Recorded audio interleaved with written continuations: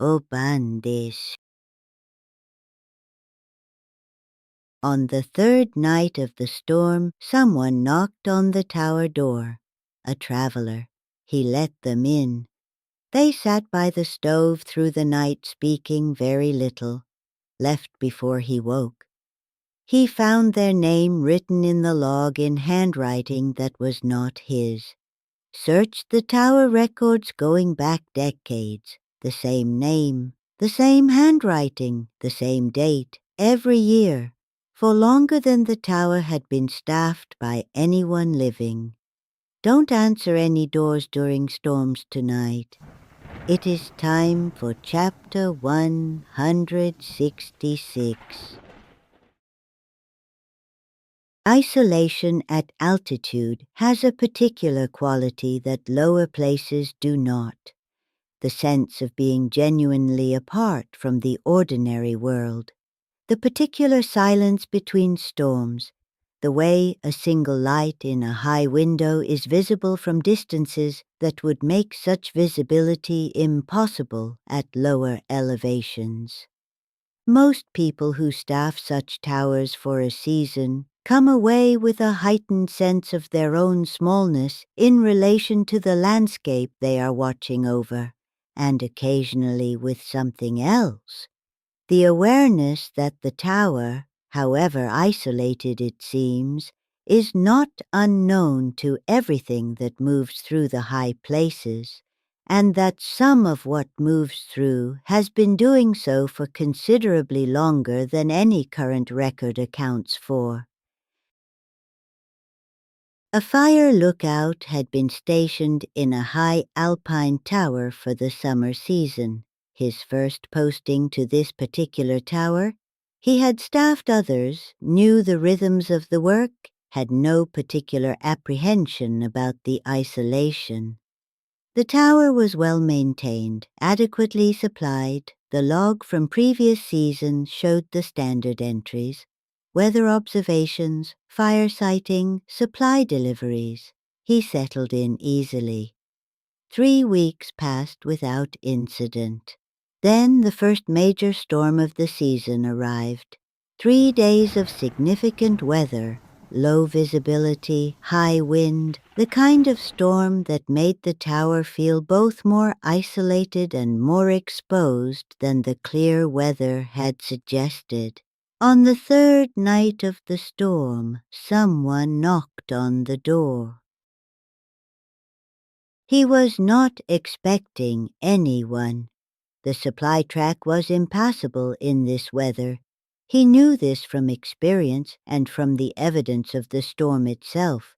He went to the door, a figure outside, difficult to make out clearly in the weather, a traveler, the posture and the presence of someone who had been moving through difficult conditions and had found a light and come to it. He opened the door. The traveler came in without excessive gratitude, simply the quiet relief of someone out of the weather. He offered what he had. The traveler accepted. They sat by the small stove, spoke very little. The traveler offered a name when asked, gave brief answers to the few practical questions he raised, and otherwise sat quietly through the night in the particular stillness of someone entirely comfortable with silence. He fell asleep in his chair in the early hours. When he woke, the traveler was gone. If these stories have found their way to you, if you find yourself returning to this quiet room, there is something small you can do. Like and subscribe. It tells me, and whatever else watches from this room, that you were here and that you intend to find your way back. If you have a story of your own, Granny is always listening, watching, waiting. He found the entry in the log before he found anything else unusual. The traveler's name written there, in the log in the entry for that night, in handwriting that was not his. He had not written it, had not seen anyone write it. The log had been on the table through the night, and he had not watched it continuously, but he was certain, in the way you are certain about things in small enclosed spaces, that no one had written in it while he was awake. The name was there, his handwriting was not. He looked at the entry for a long time, then began going through the previous season's logs stored in the tower's record cabinet, looking for the name. Izui, that search, uncomfortable in the specific way of looking for something you are not certain you want to find. I wonder if you found a name written in your log in handwriting that was not yours, would you search the records, or would you close the cabinet and not look? If you have a story of your own, this quiet room has space for your experiences too. Granny is always listening. He found the name in the records going back further than he had expected to look. Same name, same date, the date of the storm, the third night of it. Same handwriting, not his, not any of the previous lookouts whose entries he could compare it against. Different handwriting from all of them, consistent with itself across every appearance. The name appearing on the same date in storms going back through every season the records covered. He pulled the oldest records from the cabinet, found the name there too, written the same way, on the same date, in records that predated the tower's current structure. In records that predated, he eventually realized, the tower's staffing by any person whose name appeared in any official registry he could locate. Shak Koi, the oldest record in his hands, cold in the way of something kept in a cabinet for much longer than a summer season. You are still here. Good. Some stories need a witness all the way to the end. I wonder if the same traveler knocked on your door during every storm, and you never saw them arrive or leave, how many storms before you stopped opening the door? He did not stop opening the door. This is the part of the story I find most worth sitting with. He completed his season, filed his reports, and in his report, the standard end-of-season documentation, he included a note about the tower's visitor log, about the name, about the records going back beyond the tower's official history. His report was received, acknowledged, filed. He received in return a brief response from the relevant authority. It said simply that the entry he had described was a known feature of that particular tower's records, that previous lookouts had reported the same visitor on the same date during significant storms, that the name in the log was considered part of the tower's history, and that he should continue to open the door if the visitor came again, which the authority apparently expected it would.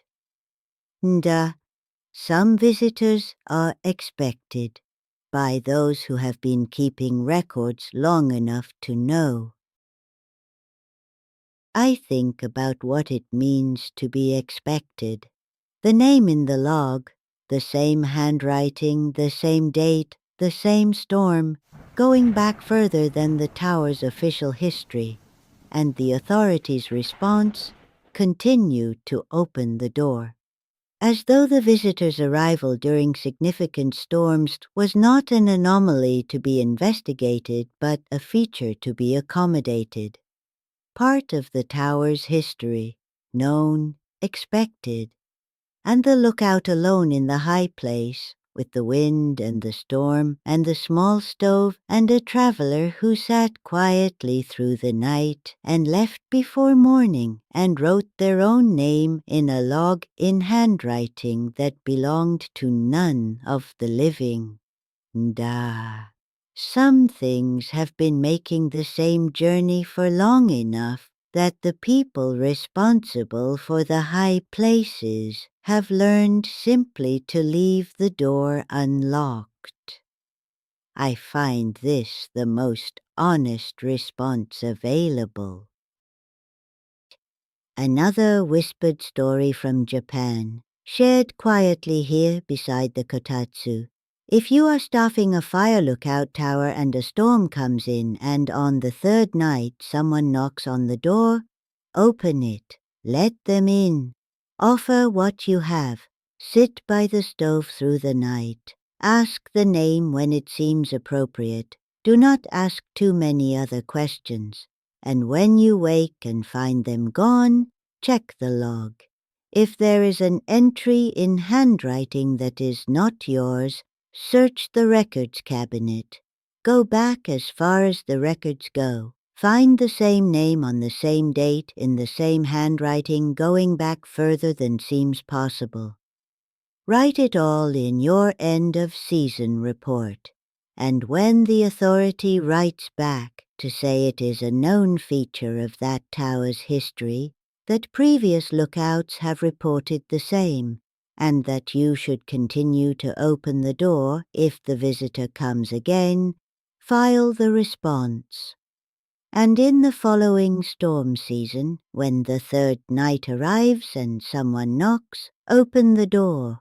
Because some visitors have been making this journey for a very long time and have simply come to expect that the door will be opened and the stove will be warm and someone will sit quietly through the night with them until morning.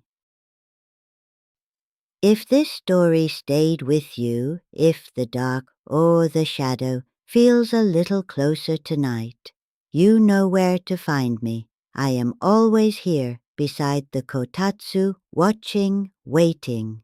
And if you wish others to find their way here too, there is something small you can do. Like and subscribe. I would not object. And if you have a story of your own, this quiet room has space for your experiences too. Granny is always listening.